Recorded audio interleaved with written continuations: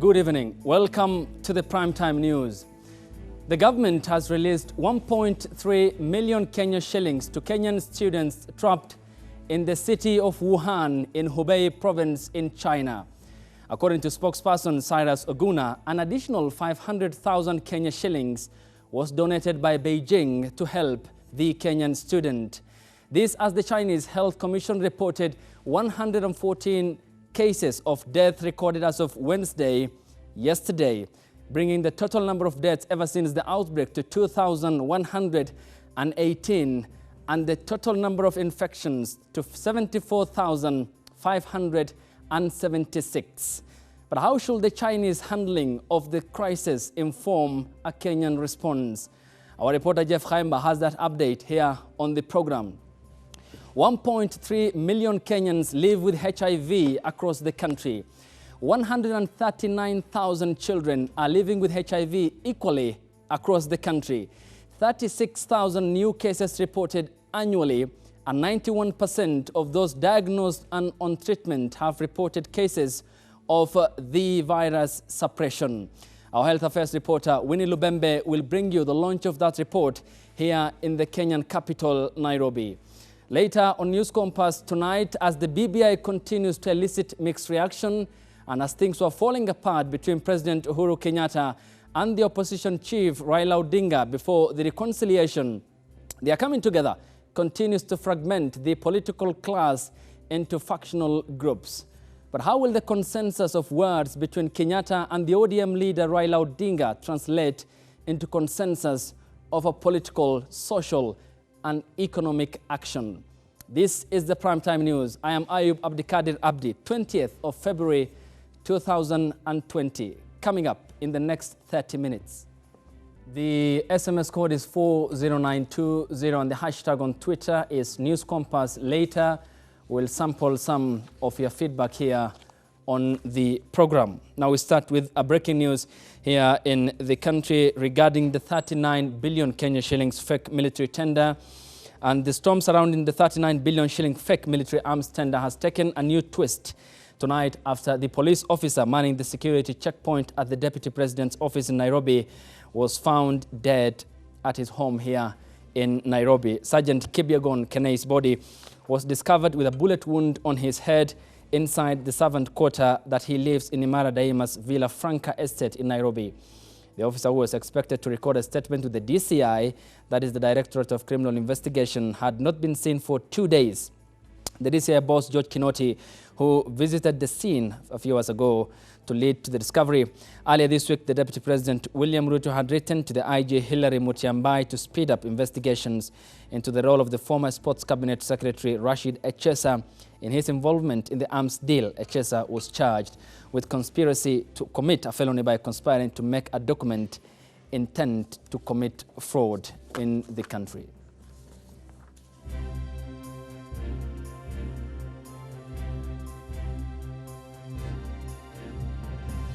We continue to monitor that story as it develops, and this, of course, is in regard to the Office of the Deputy President, William Ruto, that is at the epicenter of investigations following the 23 minutes meeting that took place at the Harambee House Annex of DP William Ruto and the subsequent arrest of Rashid Echesa, the former Sports Cabinet Secretary, and later questioned into his involvement in the military tender, the fake military tender that bared the signature of Defense Cabinet Secretary Ambassador Monica Juma and led to a lot of questions in regard to the security loopholes in the security sector in the country as investigations continue with regards to what has transpired between the city in Poland, Nairobi, and those involved in the entire deal.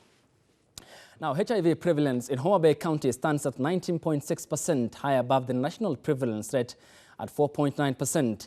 This is according to the Kenya Population-Based HIV Impact Assessment report released earlier today in Nairobi by the Ministry of Health.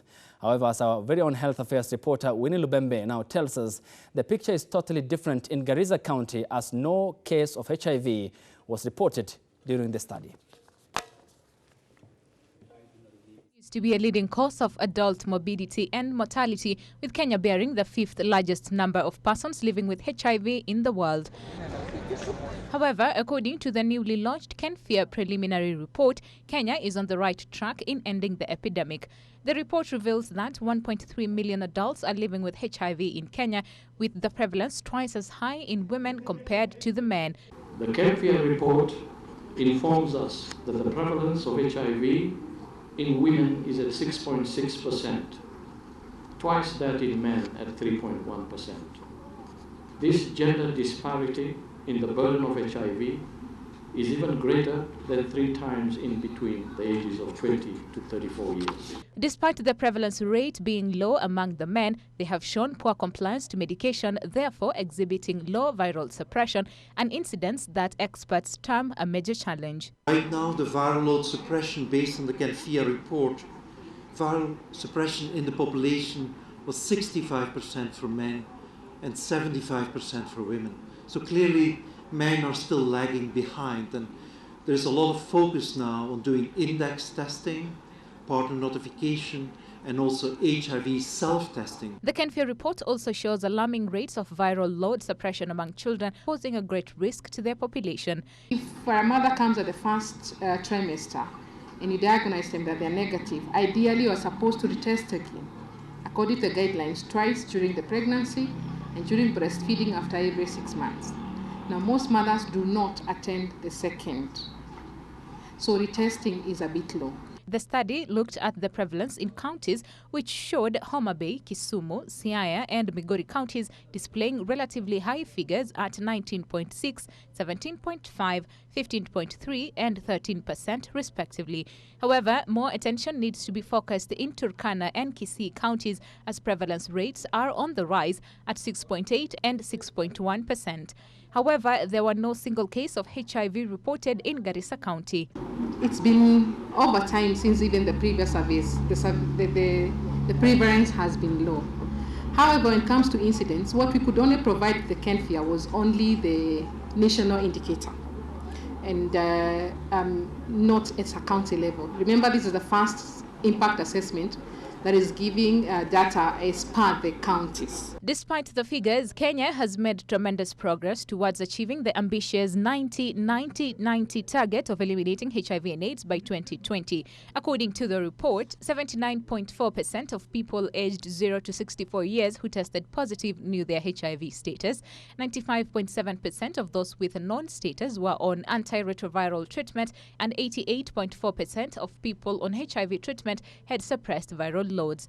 Of those between ages 15 to 64 years, 79.5% who tested positive knew their HIV status, 96% who knew their status were on antiretroviral treatment, and 90.6% of adults on HIV treatment had achieved viral load suppression. And among the children aged 0 to 14 years, 78.9% with an HIV status known to their caregiver, 93.2% with a non-HIV status were on ART, and 67.1% of children on HIV treatment had achieved viral load suppression. The Kenfear study was conducted across the 47 counties of Kenya, covering 798 clusters composed of 16,918 households. Now, despite the progress made by Kenya in the fight against HIV and AIDS and ending the epidemic by 2030, more work needs to be done, especially to prevent new infection rates among the women and adolescent girls. Winnie Lubembe for Ebru TV. Still on matters health, the Ministry of Health is now seeking 18 billion Kenya shillings to put up a corona health facility at the Mbagathi Hospital in Nairobi. The statement by Treasury Principal Secretary Julius Muya comes even as the government spokesperson Cyrus Oguna laid fears that some Kenyans living in China have contracted the coronavirus. Our reporter Jeff Khaimba attended the presser and filed the following report. The outbreak of the coronavirus in China has brought about fears across all the nations in the world, with each trying as much as possible to combat the deadly scourge. The Kenyan government has intensified its efforts that will ensure the country is coronavirus free, not leaving behind the more than 100 Kenyan students studying in China. Hadi sasa hakuna yeyote ambaye amefanya nini? Ameambukizwa. Lakini kuna hofu, na hofu ni kwamba tutakapowatoa mahali wanamoishi kuwapeleka sehemu ya kuweza kupanda ndege ama magari, kuna uwezekano kwamba huenda wakaambukizwa. Kama serikali itakuwa ni kitu ambacho sio kizuri kwa serikali. Sasa hivi wale wazazi ambao wanatusikiliza kwa sasa hivi ni kuwaeleza tu kwamba watoto wao wako katika sehemu salama, tunawasiliana na wao kila siku. The Kenyan government has so far released about 1.3 million Kenyan shillings for the students who are trapped in Wuhan following the coronavirus outbreak. Addressing the media on Thursday, a government spokesperson said Oguna assured all the Kenyans all is well at the entry points in the country where so far 7 people suspected to have contracted the coronavirus tested negative before they were released. We have facilities, including community facilities, where we have deployed screening facilities, screening tools, screening teams. So any facility you go to, and if you're showing those signs, you will be screened from there. That's what we said. Coronavirus ni kitu ambacho kinaelea hewani. Kwa hivyo kule kutembea kuna uwezekano mkubwa sana kwamba yule ambaye hajaambukizwa huenda kaambukizwa. The countries already affected by the coronavirus have begun evacuating their citizens as they scramble to protect them. But for Kenya, Oguna says they are still consulting. Hali ya maambukizi kwa sasa inazidi kupungua, lakini hiyo sio sababu kwamba kutoangalia hali ya kuweza kuwaleta ama kutowaleta. By now, the Ministry of Health has made a request of about 1.8 billion Kenyan shillings to build a coronavirus center at the Mbagathi Hospital. Treasury Principal Secretary Julius Muya says there is need for a proper structure in order to prevent the scourge. According to Oguna, the government will use all the available resources to ensure all the Kenyans are safe. Dealing with issues to do human security, and there is no price tag that you can put to that. But the government is fully, says to the whole situation. The government will spend anything it takes to ensure that Kenyans are safe here and Kenyans are safe outside the borders of this country, including in Wuhan and China. At least 114 new deaths from the coronavirus outbreak were reported on Thursday, bringing the death toll to about 2,000 in China. Reporting for Ebru TV, I'm Jeff Khaemba. And even as that concerns a global concern at the Kenyan level, how the Chinese government handled the crisis remains the main concern, and how responsive and responsible the government will be in regard to accountability matters. So far, we have a report detail here coming up on your screen shortly on John Hopkins' study that is in regard to the coronavirus outbreak, and the heat map you're seeing especially is on the mainland China, where more than 2,000 deaths were reported since the outbreak of the coronavirus in late December. If you can have the numbers on the end of another outbreak level, there we go. These are the numbers that statistically broken down. 16,822 so far, the recovered number of cases. And if you go down the number, you can see how as per country, as per region across the country, since the outbreak of the virus, reported cases were confirmed by health ministries across different continents of the world. So this is a study on your screens at the moment showing how the numbers are in regard to the coronavirus outbreak, which became global concern ever since the outbreak in China. And this is, of course, in regard to the outbreak which started in the city of Wuhan in Hubei province. So we can get back and get the other stories equally here, even as that becomes a main concern not only at the Kenyan level, but equally at the international level with the World Health Organization sending in experts to help the Chinese government to take up measures or engineer measures to help the infected people, as the city of Hubei, as Hubei province, the city of Wuhan remains under lockdown since the outbreak of the virus. Japan equally reported the first death in the city of Yokohama following people who were shipped out of the cruise ship in the port city of Yokohama. Back home, the 8th summit between the national and county governments in regard to devolution comes at a time when both levels of government have not cleared their pending bills. County governments across the 47 counties have been complaining of a late release of funds from the National Treasury in Nairobi. Now, tomorrow's meeting agenda entails a discussion of thorny issues that have been hampering the devolved system of governance since 2013, ahead of the governors' meeting with President Uhuru Kenyatta here in the capital, Nairobi, as our reporter Abdulaziz Hashim reports in the following story. The Council of Governors and the National Development, Implementation and Communication Cabinet Committee held a 5-hour consultative meeting at the Kenya School of Government in Lower Kabete campus ahead of a meeting between the head of state and devolved heads. Their meeting came at the backdrop of austerity measures enforced by the Treasury in regards to the budget of the national and county government. The CRA boss said the Commission was well aware that the financial year 2020 to 2021 division of revenue was being made in a constrained fiscal framework owing to the depressed revenue, high debt repayment and rising wage bill. We have just been briefed by our colleague, the Cabinet Secretary for Health, that about 42 counties today have signed up agreements on the implementation of UHC. And the remainder of the 5 counties, the governors have just agreed that they all come on board so that we can now begin the rollout immediately. 29 counties have signed up agreements on affordable housing project. Those that have got challenges about titles and so on, we have agreed on now that will be prioritized and expedited between the Ministry of Lands and our colleagues at the National Lands Commission. Pending bills have been a contentious issue that the President has touched on numerous occasions. The meeting, chaired by Interior Cabinet Secretary Dr. Fred Matiang'i, failed to disclose measures put in place by the remaining counties to clear their pending bills. Frankly, I don't think we have any hitches. We have spent the last 5 hours or so, we didn't have any discussions on any particular hitches because there isn't any in terms of movement of funds and resources between the national and county governments.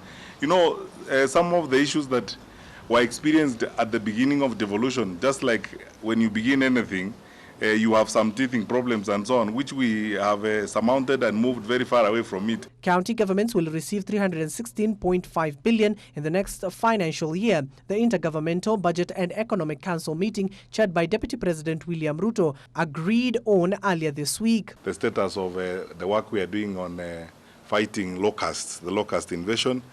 Our colleague, the Minister for Agriculture, has spent some time briefing us, and we have seen how we will build synergies between county governments and the national government to strengthen our capacity to confront this challenge that we face. And we have agreed that these meetings will be there every quarter. The next meeting will be the second week of April, and we shall have also sectorial meetings that will happen every 2 months. This will also help in sorting out sectorial matters that will be scaled up to this joint meeting. The meeting, attended by cabinet secretaries and devolved heads, have prepared their resolution that is geared to solve some of the challenges that counties have faced since the start of devolution. Abdelaziz Hashim, Ebru TV. Now in Parliament, Health Cabinet Secretary nominee Mutahi Kagwe has challenged state officers to seek services in local hospitals across the country. The CS nominee says this is to make public health institutions more reliable. In a heated debate in one of the local TV stations, Kina sensationally claimed that non-indigenous persons in Narok and Kajiado counties will not participate in electoral politics in the area. However, the NCIC would hear none of it and condemn the utterances that may hinder cohesion in the country. First of all, Narok is a cosmopolitan county. We ought to know that it represents a number of people, not just one community. You cannot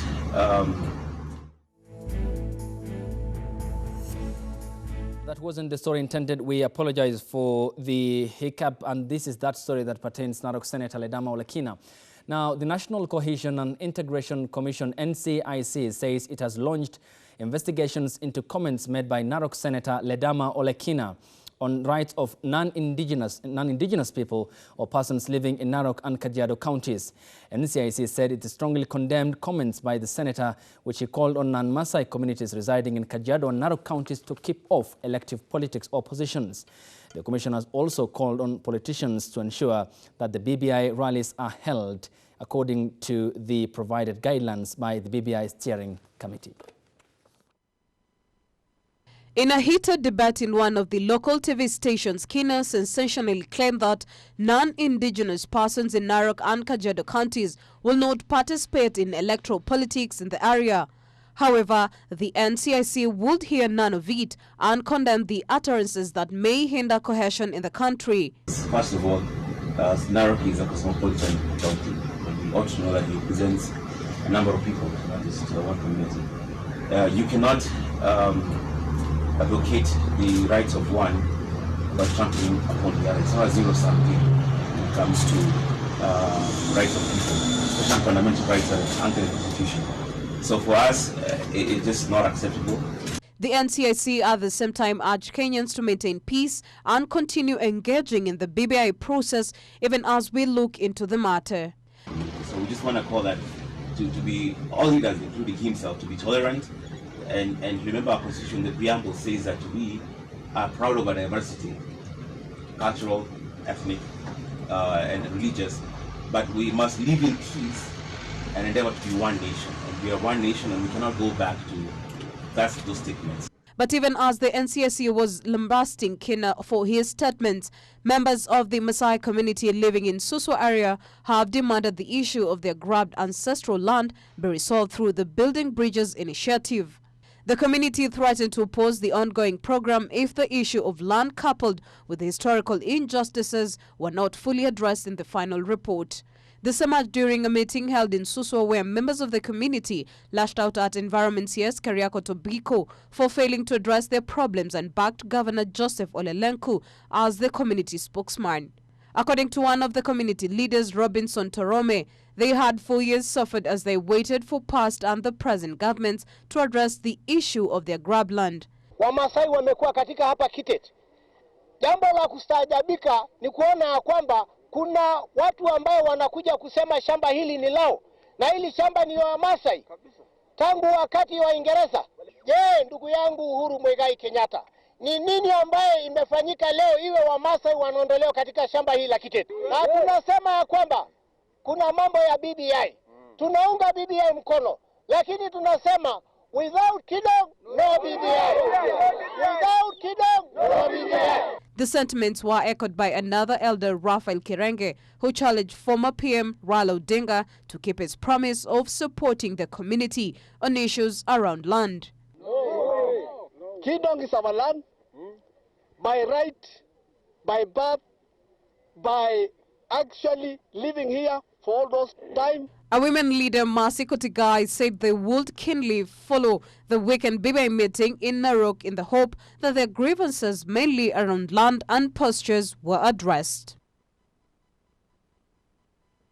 Thank you for that update, Milia Kisienya. And on that note, we hit the break here on the Primetime News. When we come back, we'll have the business update and equally what happened in sports and crossover to the discussion segment.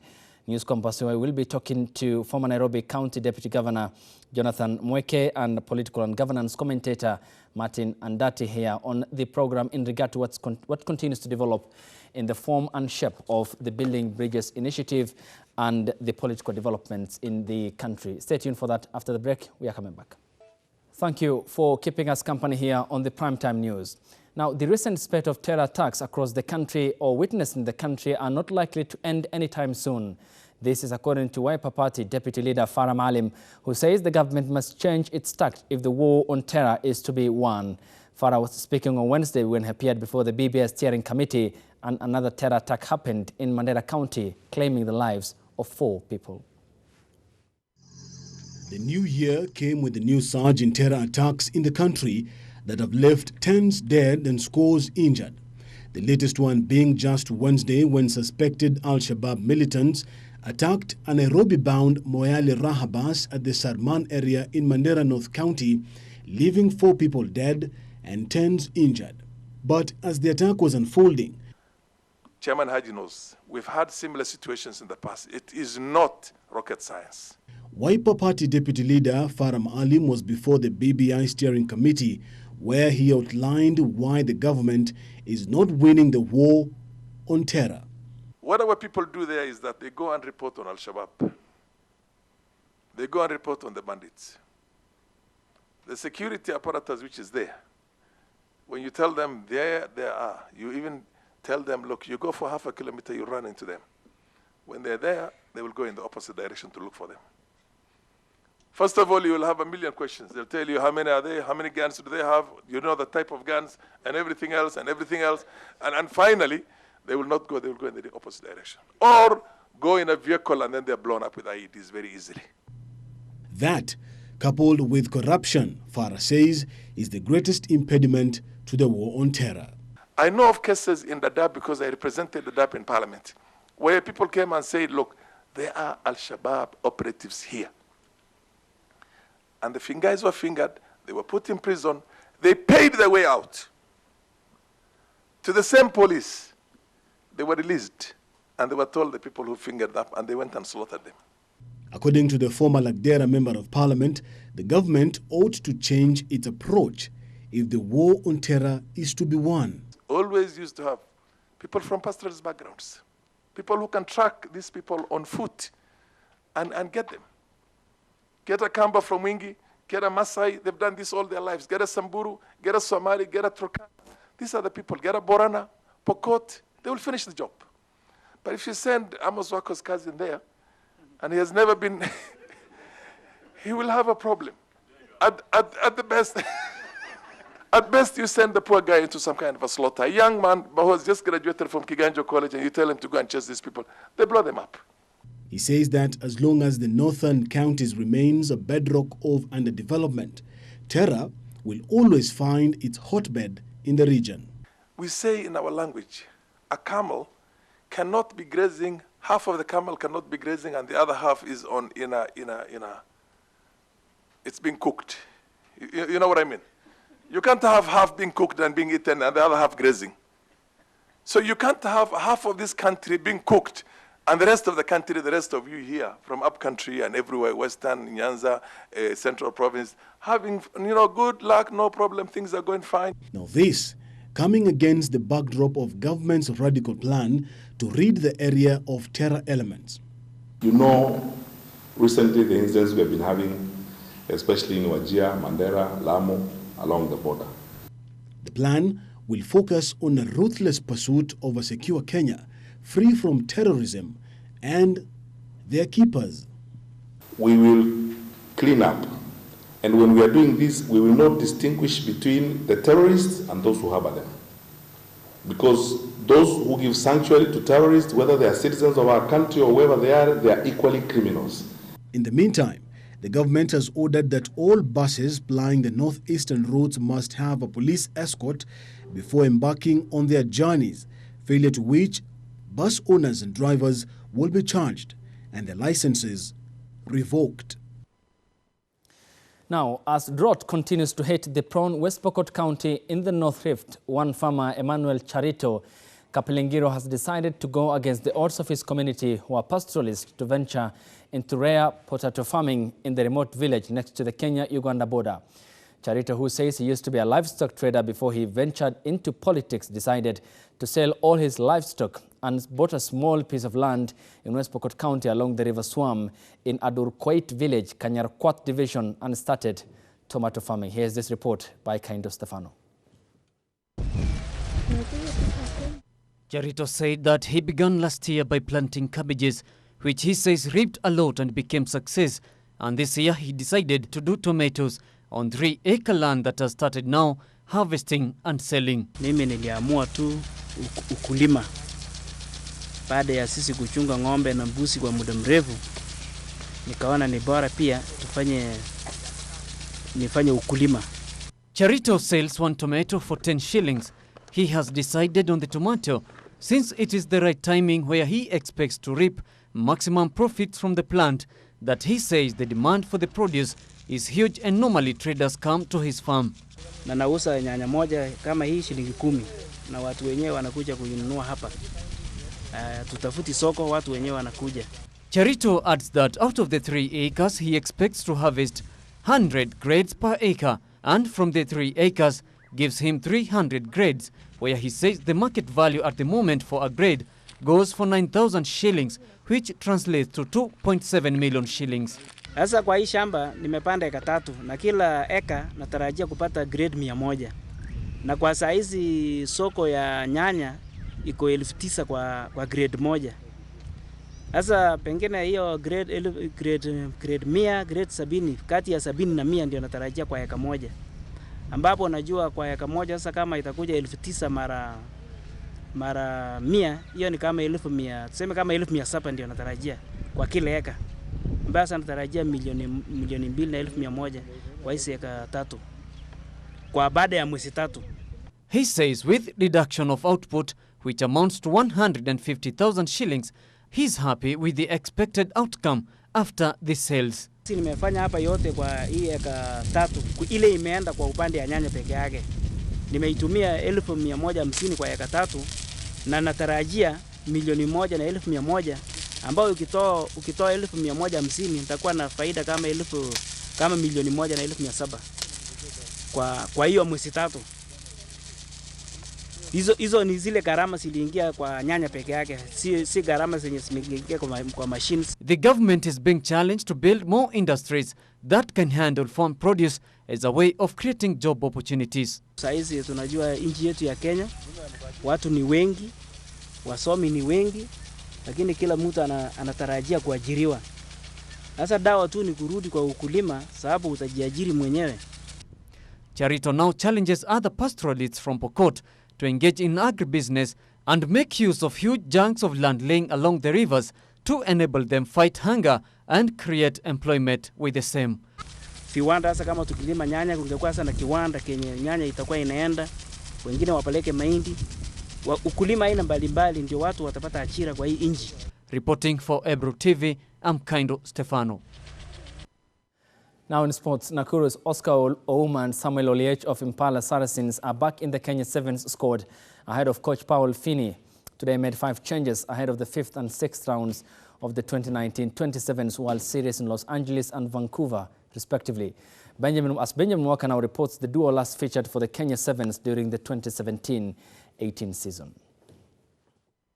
Kenya Sevens are in Pool B for the Los Angeles Sevens, alongside South Africa, Ireland and Canada. Shujaa will make up the North Tour with a lot of expectations, but they will have to prepare for another massive, regular fixture against South Africa's Springboks, their ultimate FIAC group stage opponent.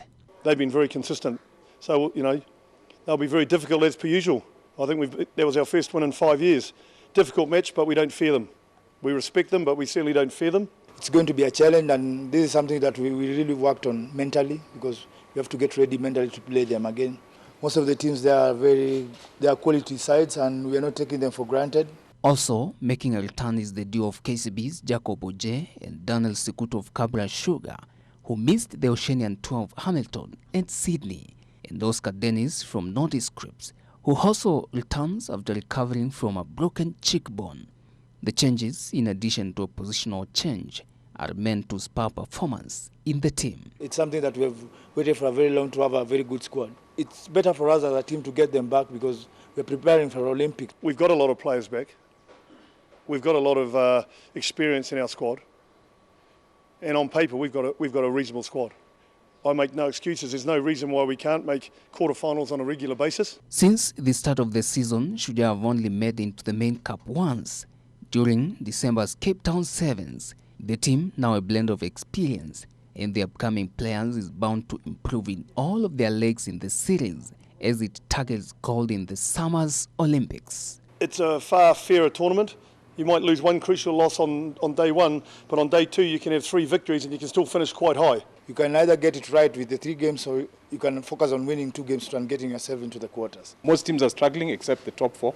And as you've seen, you can be number 9 and number 2 in the following tournament. Shujaa are expected to depart the country early next week for the Los Angeles Sevens. Coach Paul Finney is however keen on giving all players an opportunity to prove their worth before Special Olympics preparations kick off. We've done everything possible as a team to be able to prepare for those 2 tournaments.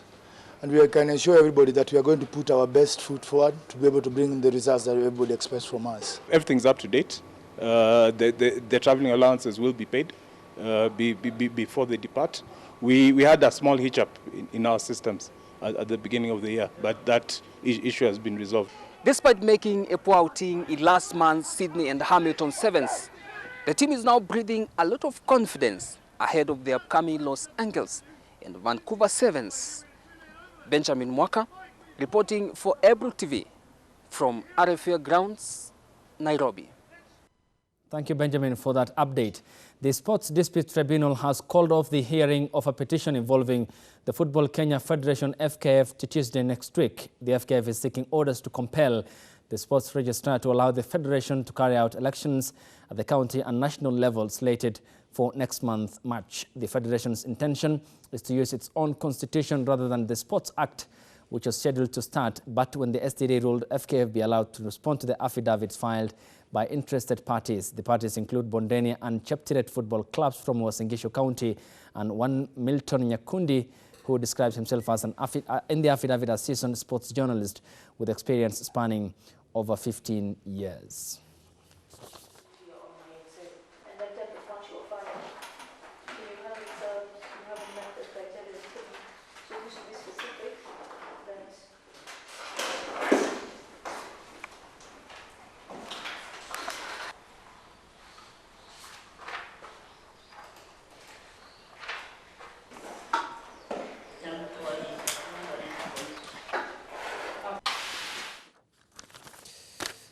Thank you so much. With that, we come to an end here on the Primetime News. And coming up next after this break is News Compass. We'll be tackling issues that are of importance in terms of development in the country.